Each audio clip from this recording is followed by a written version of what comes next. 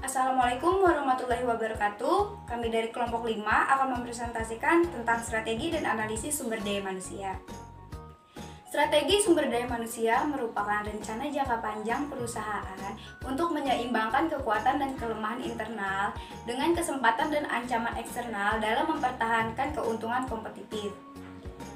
Strategi sumber daya manusia berkaitan dengan visi dan misi strategi perusahaan dan strategi fungsional.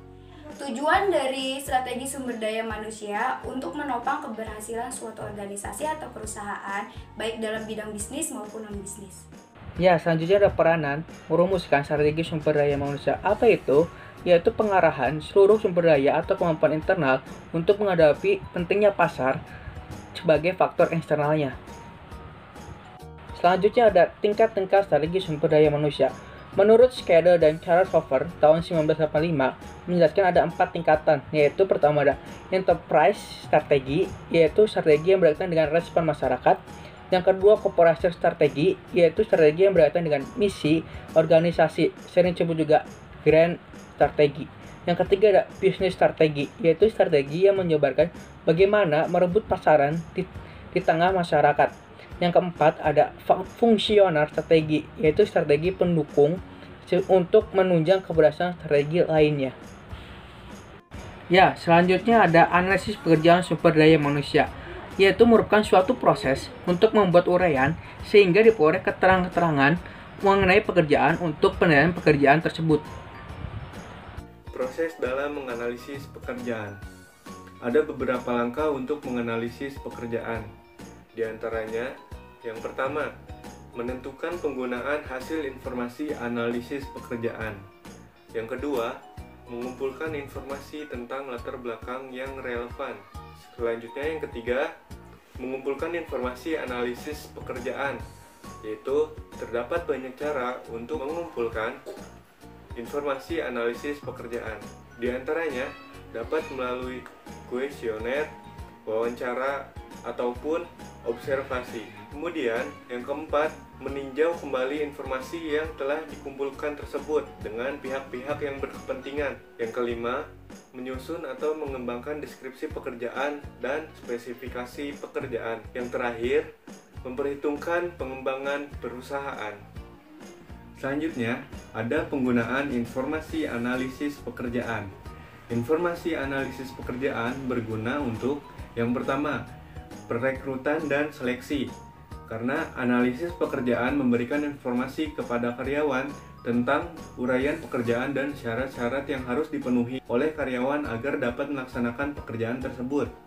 Selanjutnya, kompensasi. Informasi analisis pekerjaan memberikan pemahaman yang jelas mengenai latar belakang seperti pendidikan, usia, pengalaman, dan lain-lain mengenai orang yang akan menduduki suatu jabatan sehingga perusahaan dapat menentukan besarnya kompensasi. Selanjutnya yang ketiga, evaluasi jabatan. Yang keempat, penilaian prestasi kerja untuk membandingkan antara prestasi aktual pegawai dan prestasi yang diharapkan perusahaan terhadapnya. Selain itu juga, informasi analisis pekerjaan dapat berguna untuk latihan, promosi, dan yang terakhir yaitu penyederhanaan pekerjaan. Nah, selanjutnya ini ada yang namanya evaluasi pekerjaan. Evaluasi pekerjaan ialah suatu perusahaan untuk melakukan penilaian pekerjaan dilihat dari tingkat resikonya untuk menentukan suatu jabatan tersebut.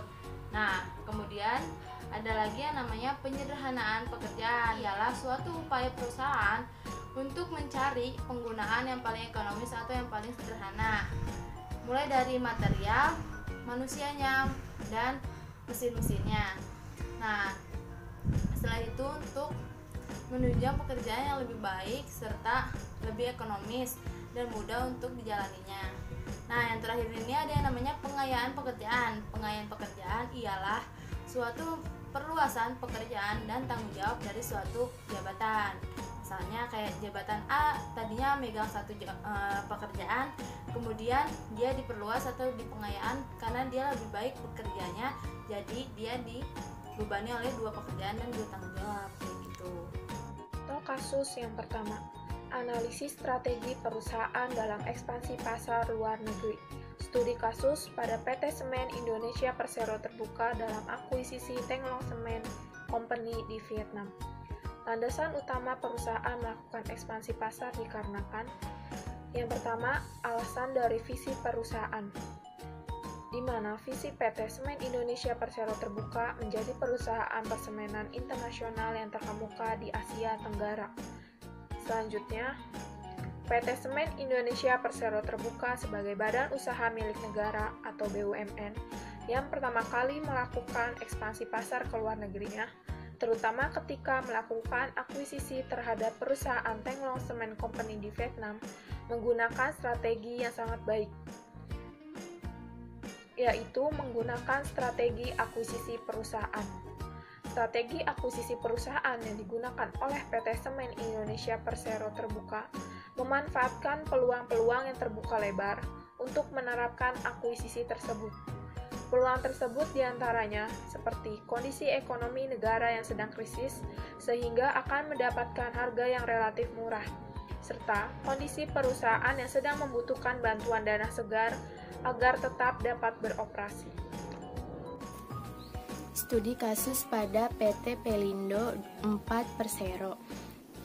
Tugas PT Pelindo 4 Persero yaitu yang pertama, memperkuat peran pelabuhan untuk menghubungkan Foreland dan Hinterland melalui kelancaran distribusi dan konsolidasi. Strategi dalam matriks SWOT berdasarkan pemetaan diagram SWOT PT Pelindo 4 berada di kuadran 1. Posisi ini menandakan perusahaan yang kuat dan berpeluang. Perekonomian strategi yang diberikan adalah progresif, artinya perusahaan terus melakukan ekspansi, memperbesar pertumbuhan dan meraih kemajuan secara maksimal.